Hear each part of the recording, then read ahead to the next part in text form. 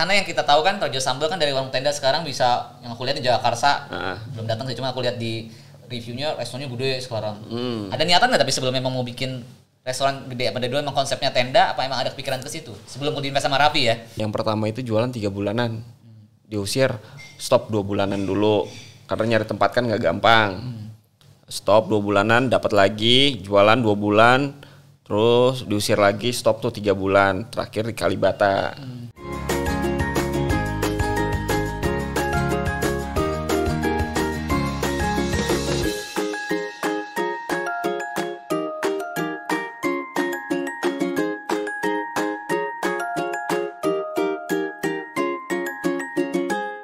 Oke, di podcast Sebelah kali ini gue udah kedatangan seseorang di balik kesuksesan suatu usaha yang viral banget. Biasanya kan gue ngonten selalu sama orang di belakang layar dunia entertainment.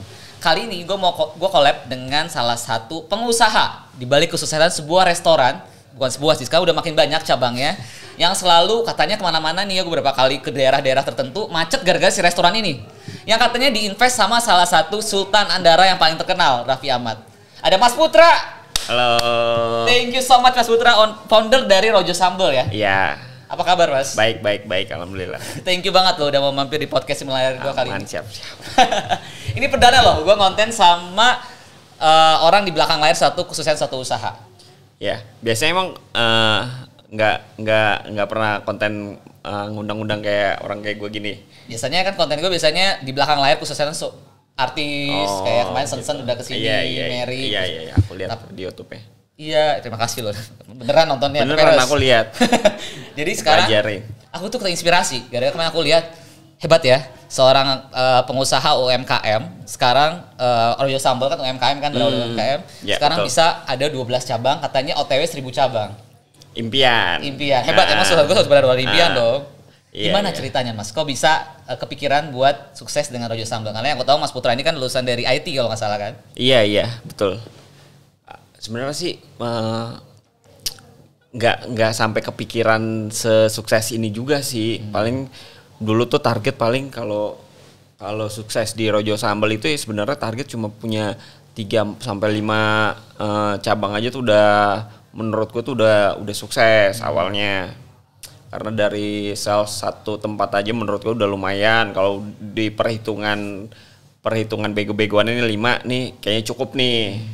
Terus tiba-tiba dapat rezeki, didatangin Raffi Ahmad, di kontrak, terus di invest sama Raffi. Itu tuh udah kayak di luar dugaan planning masa depan gua gitu. Udah kaget lah pokoknya, di luar impian, di luar ekspektasi. Jadi nggak nyangka bisa berjalan kayak gini. Awal-awal tuh kayak gue ini mimpi apa enggak? Nih kok bisa begini hidup? Dari yang awalnya gue di pinggir jalan, tiba-tiba sekarang udah ada restoran di Bintaro. Yang restoran juga bagus banget. Terus ada outlet yang di Bandung, di Bangka. Terus tanggal akhir bulan ini nanti on the way di Medan gitu. Ya nggak nyangka aja sih. Oke. Mungkin kita bisa flashback sedikit. Tapi teman-teman juga rata-rata sih udah pada tahu karena sempat viral kan waktu itu kan, yang Raffi datang ke tendanya Mas Putra itu di situ di bulan Maret ya, kalau nggak salah ya. Sekitar Maret atau Februari lah, sekitar bulan itulah, lupa aku. Februari atau Maret 2023. Ini dalam tempo yang hanya dalam waktu setengah tahun tapi bisa langsung ngebuka. Dari itu cabang pertama kan waktu itu kan Kalibata. Iya, betul. Langsung ke 12 cabang. Boleh di flashback sedikit nggak sih Mas Putra? Gimana awalnya kok Raffi bisa ujuk-ujuk datang ke restonya Mas Putra? Resto Karung tendanya Mas Putra di saat itu. Dulu tuh aku punya teman namanya Aan Story. Aan Dia Story. Di Marindo juga tuh bareng aku juga. Dia suka makan di sana. Iya. Jadi dia bilang, nih gue bawa Raffi Ahmad di sini nih, siapa tahu mau suka nih. Terus gak lama setelah ngomong itu si Raffi datang beneran. Ya udah, pikiran gue tuh udah seneng banget, udah dimakan Aan, udah dimakan Raffi, itu udah happy banget lah. Ngerasa bangga nih makanan gue. Akhirnya dicoba juga nih sama Raffi Ahmad gitu kan. Dia suka. Dia bilang, nih mau gak lu gue invest? Udah tambah basa-basi, langsung bikin perjanjian aja, tulis tangan. Oke, ini luar biasa. Dan itu pun gue masih berpikir paling konten doang nih, karena kan dia bawa timnya konten juga sekalian. Masih gue berpikir ini cuma konten. Nggak lama dihubungin dan beneran jalan. Alhamdulillah sampai sekarang lancar-lancar aja. Oke, menurut dari Mas Putra, kenapa seorang Arafi bisa langsung percaya buat trust buat invest ke Rojo Sambal? Karena kita tahu Arafi Ahmad dulu punya beberapa restoran juga ya, ada beberapa restoran, tapi kayaknya udah beberapa pada tutup. Tapi sekarang dengan invest dengan Mas Putra ini Rojo Sambal dalam waktu kurang lebih 6 bulan langsung meledak dari warung tenda sekarang sampai buka yang bagus cabang. Ya kan, yang butuh restoran sampai sukses di 12 cabang dan mau OTW 1000 cabang. Okay. Sebenarnya sih kalau menurut aku ya, ya paling kan mungkin makanan aku tuh cocok di lidahnya. Makanan enak kan sebenarnya banyak banget kan. Mungkin gue juga yakin banyak makanan enak daripada Rojo Sambal. Cuma mungkin cocok di lidahnya, tapi nggak tahu entah kenapa dia mungkin interest kan. Karena pada plating pun, penyajian pun, proses pun kita beda. Ada yang diasap, mungkin dia tertarik di situ. Ya udah tanpa basa-basi langsung bikin perjanjian, jalan. Trial error dulu, kita mau coba. Yaudah kita bikin deh di Andara. Andara cabang kedua ya berarti. Cabang kedua nih outletnya. Mungkin dia mau lihat juga perkembangannya sejauh mana. Ternyata di Andara pun salesnya juga ya bagus banget lah. Alhamdulillah nggak sesuai di luar perkiraan. Salesnya bagus dari situ. Jadi tadinya mungkin dia mau lihat dulu perkembangannya apa, setelah lihat salesnya mungkin jadinya jadi diseriusin berkembang mau banyak. Oke. Paling mana Mas yang sekarang paling rame si Rojo Sambal ini dari semua tempat? Total udah 12 kan? Oke. Relatif sama sih kurang lebih ya, tapi yang paling rame ini sekarang itu di Bandung kota. Justru bukan yang di Jakarta? Perbedaan seat kapasitasnya aja udah beda. Okay. Kalau di Jakarta kaki 5 kan seat. Jadi perbedaan seat kapasitas orang kayak di Kalibata contohnya, biarpun cabang pertama kan kapasitas seatnya paling cuma 23 orang, 20 orangan dine in, selebihnya kan take away. Andara juga paling 30 sampai 40 orang dine in-nya. Sedangkan kalau misalkan di outlet itu Bandung itu bisa dine in itu bisa 200 seat. Jadi dari kapasitasnya aja udah beda. Oke. Gitu. Tapi bener ya Mas ya, sekarang nih mungkin kalian juga yang selain tinggal di Jakarta, mungkin kalian yang belum pernah ke Rojo Sambal cabang Jakarta, aku ngerasa setiap ngelewat yang di Kalibata, yang kemarin di Andara apa Jakarta juga Andara itu selalu macet loh Mas, gara-gara orang pada ngantri Rojo Sambal. Itu memang jalanannya aja kayak macet itu pas. Enggak, tapi bener pada ngantri, bener-bener. Dulu emang dari dulu, sorry jujur aku baru tahu Rojo Sambal setelah sekarang viral. Dulu aku nggak tahu. Dulu memang dari dulu udah rame atau seperti apa? Dulu sebelum di Raffi datang maksudnya. Iya. Enggak seramai itu. Okay. Rame tapi ya paling come and go aja, datang pergi nggak pernah ada yang antrian sepanjang itu. Oke. Sekarang tuh sih semenjak viral itu jadi antrinya panjang. Oke. Gitu. Kenapa nggak ada di aplikasi online? Jadi kita kalau mau beli kan kadang kita males ya suruh ngantri sepanjang itu, dan sekarang kalau saya kuliah di Gojek, di Grab kok nggak ada, saya cari Rojo Sambal. Iya belum ada. Insya Allah kenapa? Nanti ada. Karena biar emang sengaja orang datang. Aku kalau dari pribadi aku tuh, aku kasihan sama abang Gojek yang kalau ikutan ngantri. Harusnya dia bisa order dapat kemana-mana, dia standby di Rojo Sambal gitu. Malah kasihan. Awalnya sih itu. Terus jadi keterusan sampai sekarang. Tapi ada ke depannya akan ada di aplikasi online nggak? Insya Allah ada nanti. Oke. Dan aku lihat juga Rojo Sambal ini banyak banget di review sama YouTuber, selebgram dan lain-lain gitu. Siapa yang paling berkesan dari selebgram YouTuber yang dari Mas Putra pas mereka nge-review? Sampai aku lihat di review sama NCT Dreams juga loh. Oh iya. Kok iya Mas? Tahu? Bohong dia nggak tahu. Iya kan? Iya, di review sama NCT Dreams aku lihat sama Mbak Gigi ya. Iya. Gitu. Siapa Mas yang paling berkesan dari yang semua yang nge-review Rojo Sambal? Yang paling berkesan itu ada namanya food blogger, Mas Bungkus dia. Oh Bungkus aku lihat. Bungkus. Iya. Mas Yudi. Dia pertama aku buka hari pertama di Andara. Itu Raffi belum sempat nge-up di IG-nya. Hari pertama itu sepi banget karena belum di-up di IG-nya, paling cuma cuma beberapa orang. Nah, dia datang tuh. Dia datang terus nge-review, dia ngobrol, "Mas, ini jujur nih makanan terenak bebek sama ayam yang pernah gue makan nih. Apalagi kayaknya nih makanan usaha Raffi kan gue udah pernah coba semua. Ini kayaknya nih enak nih. Ya gue doain aja deh lu sukses." Nah, dari situ gua ngeliat YouTube-nya dia. Wah, banyak banget yang review. Setelah dari situ nggak lama kemudian tuh teman-temannya sesama food blogger banyak yang review datang. Oke. Gitu. Jadi itu tuh yang paling berkesan sih dia hari Pengaruhnya pertama luar di biasa Anda. ya. Wih, luar biasa ya. Yang dalam waktu dekat yang mau dibuka di mana lagi, Mas? Ini insya Allah di Medan. Di Medan. Tapi aku penasaran juga deh, kenapa sih idenya Mas Putra bikin serba sambal ini gitu? Apakah itu sama resepnya ini sebenarnya turun-temurun kah? Atau karena Mas Putra banyak bergaul dengan chef kah? Apakah karena Mas Putra suka sambal kah? Ya, pertama suka pedas. Kedua pedas. sih pengen beda dari yang lain aja sih. Cuma kalau sambal sih kayaknya sih kurang lebih sama ya. Sambal bawang tuh rasanya kurang lebih sama, sambal dadak juga kurang lebih sama. Cuma yang aku bedain itu sebenarnya di lauknya, proses lauknya itu diasepin.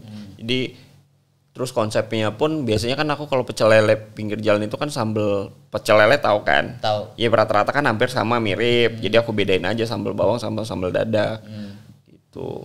Kenapa asap, Mas? Aku jujurnya aku juga baru pernah tahu ada bebek diasap, ayam diasap. Aku nggak tahu kalau beli di rumah. Udah pada tahu belum semuanya. Kenapa bisa kepikiran asap gitu, bebek asap, ayam asap? Ya itu kepepet, gue pengen nyoba makanan sesuatu yang baru, pecel lele, tapi yang beda nih. Terus kan cari-cari juga referensi dari Netflix, dari YouTube, dari manapun aku cari-cari kan.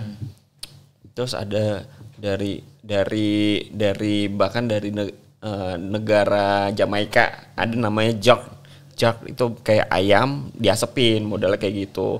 Aku coba-coba, ya pokoknya aku R&D itu akhirnya udah nih nemu ini dengan rempah Indonesia tapi dikombin pakai alat itu kan smoke drum itu kan kayaknya dari orang luar kali ya smoke drum. Kalau kita kan manual tuh pakai kendi gitu proses pengasapannya. Cuma kalau smoke drum kan kayak alat orang luar, jadi aku combine aja rempah-rempahnya masakan Indonesia tapi proses pengasapannya pakai cara orang luar gitu. Itu sebenarnya tuh buat apa namanya brisket steak. Proses pengasapan brisket daging itu yang buat steak, buat apa tuh. Nah, gue komen diasepin buat ayam bebek. Aku tahu soalnya selama ini kalau misalnya ayam atau bebek kalau nggak dibakar digoreng udah that's it. Pikiran sampai sebegitunya gitu loh.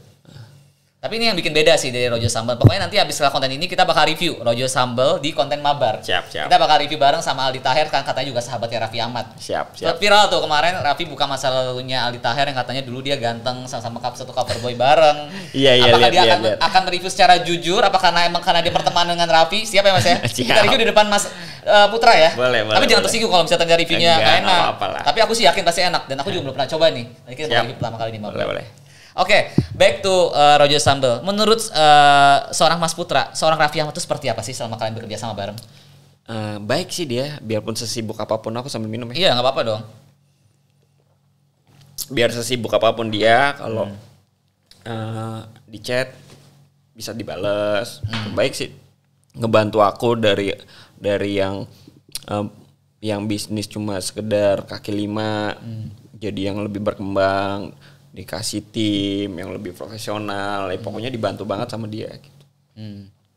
Kalau dipikir-pikir kan siapa sih aku kan orang pinggiran gitu, terus bisnisnya dia kan udah yang tinggi-tinggi banget, kenapa dia masih mau ngebantu nih apa usaha UMKM kayak gini gitu sih. Iya. Seberapa besar Mas menurut Mas Putra peran Raffi Ahmad dalam Rojo Sambal? Wah besar banget sih, ya jujur aja kalau Rojo Sambal nggak ada dia sih nggak bakal sesukses ini juga kan. Udah gitu dia all out banget nih ngebantuinnya, kayak di IG di repostin terus kan gitu. Aku ngerasa happy banget dibantuin sampai sebesar ini sih. Tapi sorry, sebelum ketemu itu sebelum Raffi Ahmad benar-benar nggak pernah ketemu sama sekali. Karena yang aku tahu Mas Putra kan adiknya Terry Putri kan. Iya, nggak kenal. Semu sekali pun nggak pernah. Sama sekali nggak kenal.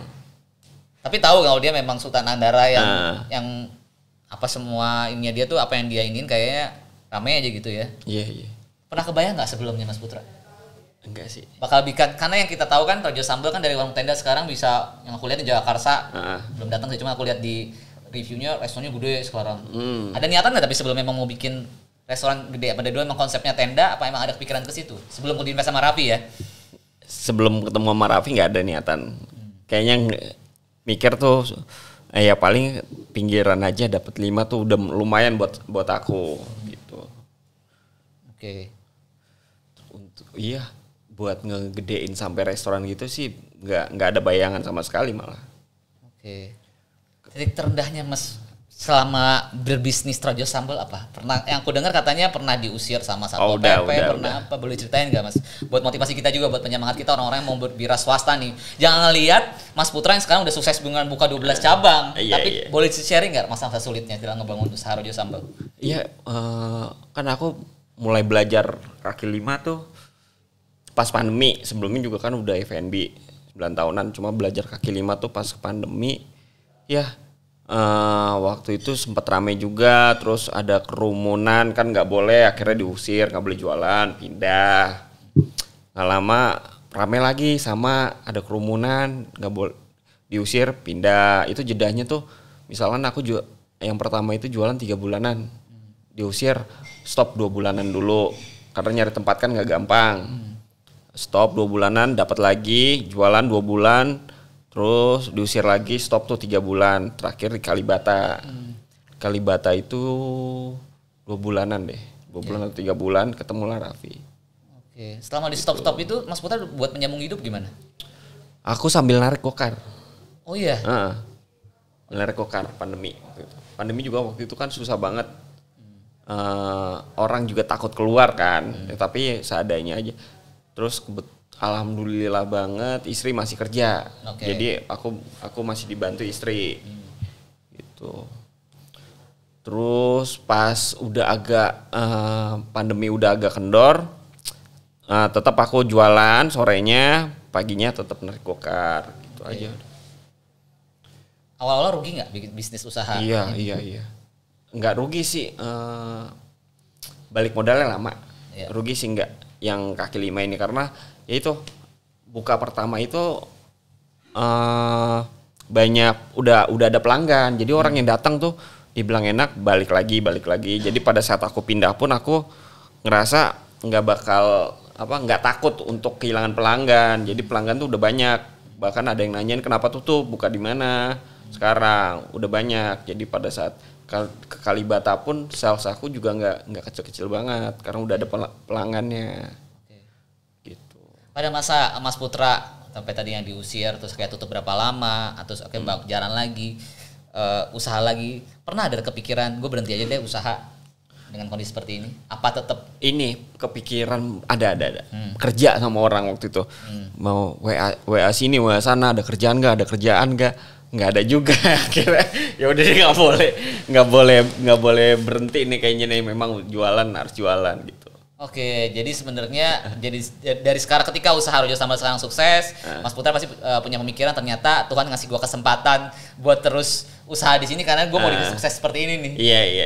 Apa yang belum tercapai dari Mas Putra, dari usaha Mas Putra untuk Rojo Sambal kali ini? Kenapa sorry. Apa yang belum tercapai? Sekarang kalau bisa dibilang semua orang ngelihat Rojo Sambal ini sukses karena kalau sebut Rojo Sambal, oh iya itu yang Raffi Ahmad invest, sekarang cabangnya udah banyak bla bla bla. Kok dari Mas Putra sendiri sebagai founder Rojo Sambal, apa yang belum tercapai? Target itu impiannya sih makanan Rojo Sambal ini bisa diterima sampai selama-lamanya sih. Bisa jadi legend lah, nggak hanya sekedar 2-3 tahun viral sebentar habis itu meredup. Nah ini challenge buat aku juga supaya Rojo Sambal ini bisa bertahan selama-lamanya. Itu sih impian aku gitu. Jadi ini makanannya bisa bertahan lama sampai anak cucu lah gitu. Ada niatan mau nambahin menu nggak? Sekarang kan so far ayam sama bebek tok, ada mungkin ada ati. Apa yang nanti Mas? Boleh bocorin nggak? Ada lah nanti. Ada rencana mau go internasional? Ya paling lele. Oh, lele. Lele terus burung puyuh. Oke. Lelenya pun nanti kayak diasepin juga. Oke. Go internasional. Ada sih, harusnya ada rencana ya. Aku juga ada rencana, dari Raffi juga support, dukung. Dia juga ada rencana buat buka di luar negeri. Bahkan ada beberapa DM ke Instagram Rojo Sambel yang minta kerjasama. Contohnya kemarin itu minta buka di Belanda. Jadi ada orang yang udah running restoran di sana lama dan udah punya 3 tempat. Terus dia berpikir mungkin kalau Rojo Sambel di sana bakal rame, jadi dia pengen kerjasama di sana.